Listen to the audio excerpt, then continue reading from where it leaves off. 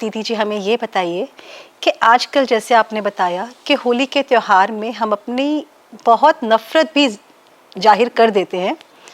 आज होली का त्यौहार जंगल मिलन जैसा होता जा रहा है, तो इस होली के त्यौहार को हम जंगल मिलन ना रहकर हम चाहते हैं कि हम मंगल मिलन की तरह मनाएं।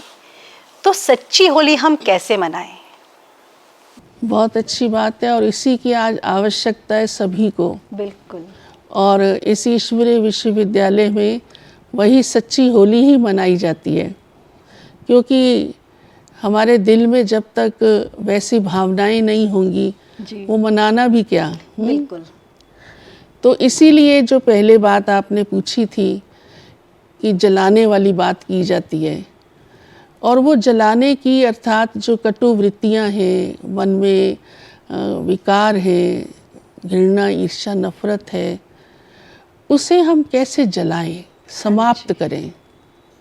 आज उसका प्रयास मनुष्य नहीं करता, करता भी है तो टेम्परेरी करता है, थोड़े दिन प्रेम आएगा फिर वही संस्कार काम करेगा। बिल्कुल। इसलिए ये आवश्यक है कि हम ईश्वरीय ज्ञान के द्वारा, राजयोग के द्वारा पहले अपने अंतर मन को शुद्ध करें। अगर हमारा अंतर मन प्रेम भरा होगा तो हमको ये जंगल मिलन आएगा ही नहीं। हाँ जी।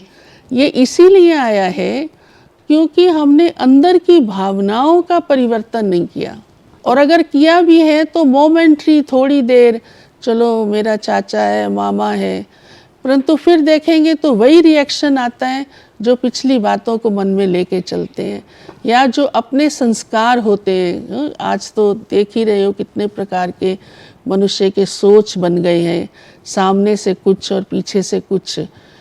तो मनाने के लिए आवश्यक है कि ईश्वरीय ज्ञान को हम समझ करके अपने ही कल्याण अर्थ पहले तो, क्योंकि जब अपने मन में पॉजिटिविटी होती है तो पहले शांति मुझे अनुभव होती है। तो जो मेरे पास होगा वही तो मैं दूसरों को दूंगी ना। तो जो बिगड़ गया रूप, आपने कहा जंगल मिलन क्यों कर देते हैं, रूप बिगड़ गया है, वृत्तियाँ बिगड़ गई हैं, उसमें नेगेटिविटी बहुत आ गई है।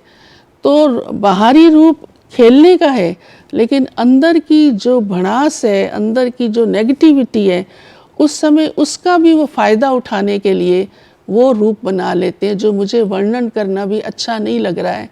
वो सभी जो सुन रहे हैं दर्शक वो जानते हैं क्या क्या होता है।